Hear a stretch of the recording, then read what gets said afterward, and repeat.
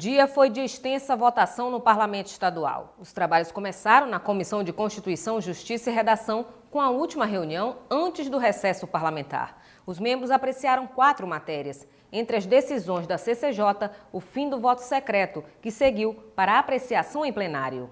A comissão entendeu, os membros da comissão entenderam que o processo começou de forma errada.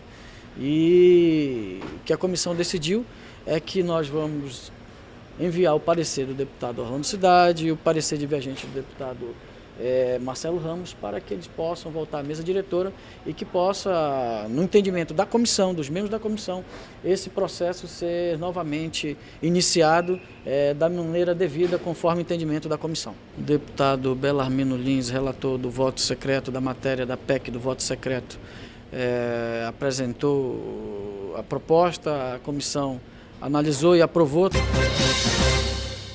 E já em plenário, os parlamentares aprovaram projetos importantes de interesse do Executivo Estadual. As contas do governador, o plano plurianual e a lei de diretrizes orçamentárias foram as primeiras matérias apreciadas na sessão parlamentar. No momento em que a Assembleia aprova emendas, como eu disse, ainda que num passo tímido, mas aprova emendas importantes apresentadas por deputados de oposição, simboliza que nós temos aqui nesta casa um sinal para a sociedade de independência e de autonomia do Poder Legislativo em relação ao Poder Executivo. Aqui, na LDO, se tentou escrever as providências com as sugestões desta casa que possam trazer uma lei orçamentária, senhor presidente, que consiga, no ano de 2014, responder da forma mais firme e contundente possível aos anseios da nossa população. O transporte coletivo urbano de Manaus recebeu mais um incentivo governamental. Na votação desta quarta-feira, os deputados também aprovaram mensagem que concede benefícios no IPVA aos concessionários. O que nós vamos continuar brigando é para que as empresas de transporte coletivo tenham a consciência do que o Estado, do que o município está fazendo na redução do preço da tarifa, mas, sobretudo, tendo a isenção do IPVA a essas empresas, que possa dar ao cidadão e à cidadã um tratamento devido, porque cada passageiro, na média de 800 mil passageiros que utilizam diariamente o transporte público, possa exatamente ter o seu tratamento devido como cliente.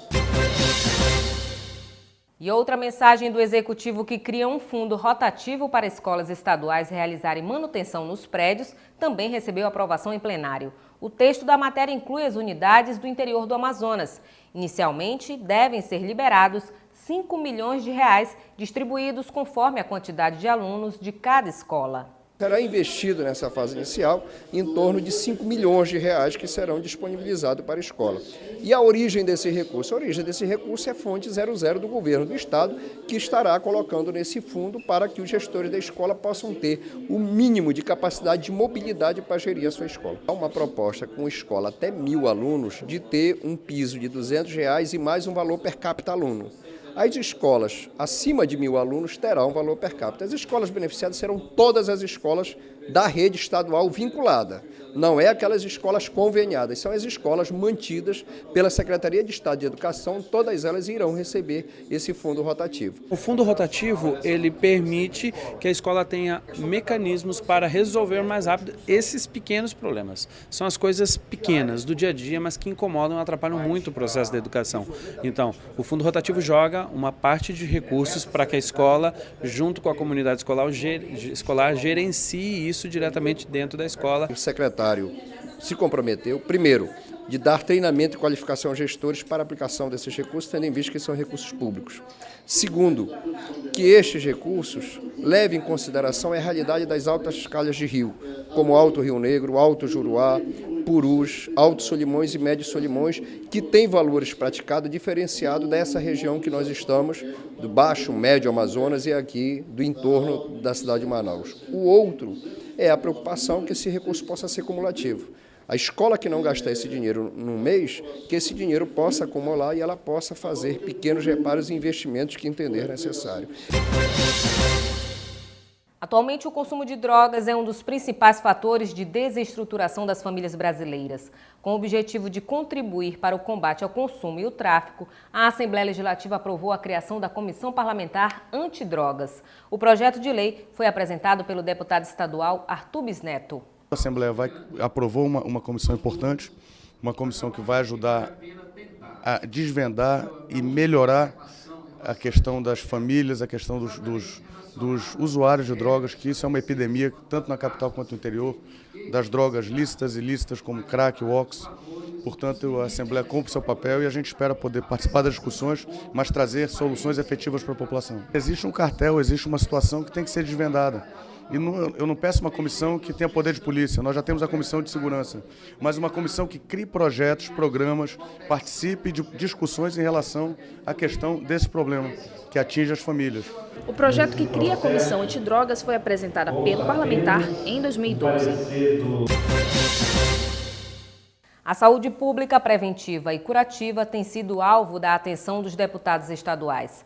Na sessão plenária desta quarta-feira, vários projetos foram defendidos e aprovados. É necessário que nós, que temos uma responsabilidade com os nossos adolescentes, possamos trazer campanhas em que, quando ele sente algo que pode ser prejudicial no futuro ou mesmo no presente, ele já tem aquela mensagem de fazer a prevenção, de fazer o tratamento. Enfim, eu penso que é um dever do Estado cuidar do nosso adolescente. Deputado Luiz Castro denuncia dificuldades que os membros da CPI da pedofilia do Congresso Nacional sofreram em Coari para colher os depoimentos dos suspeitos de envolvimento na rede de exploração sexual que seria comandada pelo atual prefeito. De acordo com o parlamentar, Adail Pinheiro teria mobilizado vários secretários do município para atrapalhar a investigação. O prefeito fugiu da cidade, inventou um motivo de saúde que não estava previsto. Os acusados todos fugiram para não ter que responder, não ter que depor. E mesmo com medo, várias pessoas foram depor, inclusive comprovando que esse cidadão, se é possível chamá-lo de cidadão do ponto de vista ético, continuou praticando a pedofilia mesmo depois do processo concluído pela Polícia Federal em 2007, que até hoje a Justiça não julgou. E a fuga dessas pessoas representa a confissão de culpa, por não terem a coragem de negar as acusações que eles sabem que são verdadeiras. São comprovadas com provas judicializadas que a Polícia Federal obteve em 2006, em 2007 e 2008. Não há que negar. Basta julgar o processo, basta o Tribunal de Justiça aqui julgar o processo, que ele vai ser condenado por pedofilia. O prefeito liberou por 2 dias todos os funcionários dos hospitais, das escolas, da limpeza pública, dos cargos comissionados, para ficarem em frente ao local da reunião e criarem constrangimento, ameaças e pressões contra as pessoas que fossem depor em relação às denúncias de pedofilia do senhor Adail e do grupo que o cerca. A Assembleia do Amazonas dá mais um passo na transparência com a sociedade e é o 4º poder legislativo do país a tornar público o voto dos deputados da Casa. Ao comentar a matéria, o presidente da ALEAN, deputado Josué Neto, destacou o ganho social com o fim do voto secreto e ainda fez um balanço do esforço concentrado para a votação de projetos. A extinção do voto secreto é algo que já vinha sido discutido na Casa há bastante tempo, principalmente por uma decisão que foi tomada pela Câmara Municipal de Manaus em 2005. Alguns estados brasileiros já decidiram pela extinção do voto secreto, cerca de 7 estados. O Amazonas está sendo o 8º estado que decide pela extinção do voto secreto. Esta discussão é uma discussão que já está há mais de 2 anos na Casa, e que, desde o começo, nós tínhamos já a adesão da maioria dos deputados na questão da extinção do voto secreto. Boa tarde. Esse foi o resumo da atividade parlamentar de ontem, que teve como marco histórico o fim do voto secreto no Parlamento Estadual. E na manhã de hoje, 11 de julho, os movimentos populares de todo o território brasileiro chamaram a uma paralisação nacional. 2 manifestações marcharam até a frente da Assembleia Legislativa, as centrais sindicais representando vários segmentos de trabalhadores e os produtores rurais. As lideranças dos movimentos foram recebidas na Assembleia pelo presidente da Casa, deputado Josué Neto, que ouviu as reivindicações, entre elas, maior prioridade ao pequeno produtor.